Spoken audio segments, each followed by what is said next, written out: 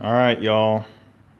This here's the Ford man coming back to you live this time.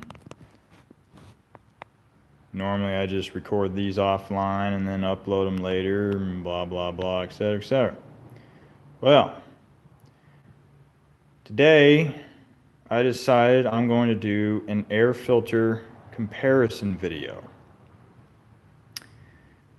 So, I've got a whole bunch of filters here, and you're probably wondering which ones are OEM, which ones are aftermarket. Well, wouldn't you like to know? Post down in the comments if you can guess which is which. So, anyway. All right, time's up. So, if you were wondering that, say, maybe these, or maybe this one and that one were OEM, and that one, and maybe that one was aftermarket, if that's what you thought, well, you guessed wrong. These are all aftermarket. The only thing that's OEM would be this one. Now, I'm going to go into a little bit of the design of these filter elements and tell you why which one is junk and which one is gold.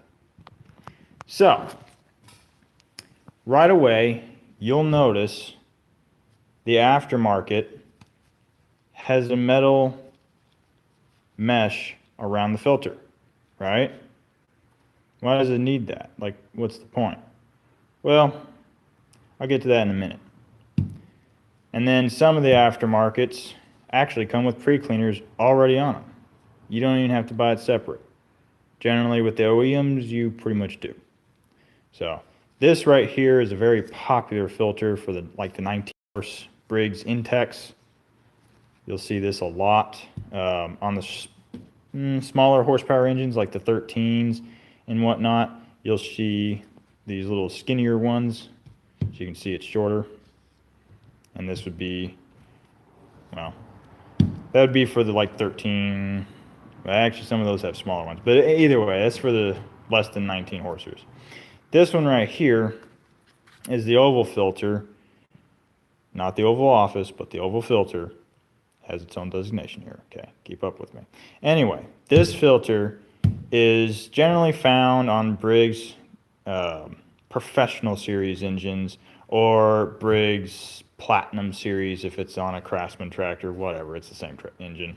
Anyway, this one, of course, has the metal mesh, and it comes with a pre-cleaner already on it, which is nice. These are actually a very good price, and they're quality filters. So, obviously this is OEM. This one would be for the little bit smaller engines, the Intex. Now you'll note on the top of the Briggs, it's plastic, hard plastic. There's a reason for that. In the air cleaner assembly, when you go to put these filters in, you push in and then it snaps down in like that. Well, it's pushing against plastic right here. So if you kind of need this hard plastic end cap to hold on to the filter properly. At least that's what the OEM thinks. So, this filter design, the round cylindrical filters, is the replacement for, well, the junky panel filters. Didn't think to grab one before firing up the video, but you know what they look like. They're the flat panel. They got the little triangle shape on the end. Yeah, those are garbage. There's a reason why Briggs stopped producing engines with that style blower housing and air filter, because they're junk. If you don't religiously clean and replace that air filter, expect to suck dirt into your engine and kill it prematurely. Hence why Briggs decided to do the smart move of going to a cylindrical air cleaner and that snaps in and it's nice and tight against the base. So that solved that problem. That was all fine and dandy. This is what they used to look like, just like this aftermarket here. The only difference on this aftermarket, it has a soft, well, I mean, it's hard. It's not like, all right, it's kind of a little soft. But either way, It's soft, it's not a hard plastic like this is. So getting back to the design of the filter, Briggs decided, when they went from the panel filters, said, hey guys, let's make this cylindrical one. Let's put this mesh on it. Let's make it the most skookum filter known to mankind. Let's put this on there. We'll be right as rain. Great, right? 5 years later. Let's go ahead and get rid of the mesh and take that off, because that's a great idea. So, that happens. Yeah. Isn't that beautiful? That's custom right there. Take it all in. Oh yeah. As you can imagine, this filter does not seal on the housing properly. It allows dirt to suck past it because this filter sucks, literally because it sucks itself into itself. Isn't that pretty? That's special. That's a special kind of stupid right there.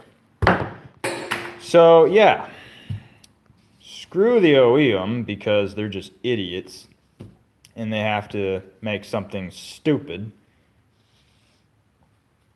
Aftermarket. Yeah. They retain the metal mesh because they're not morons.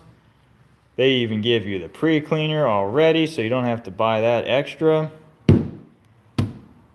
And it's the same thing as these. I've seen these suck in too, because again, they delete the metal mesh on the OEM, Exhibit A.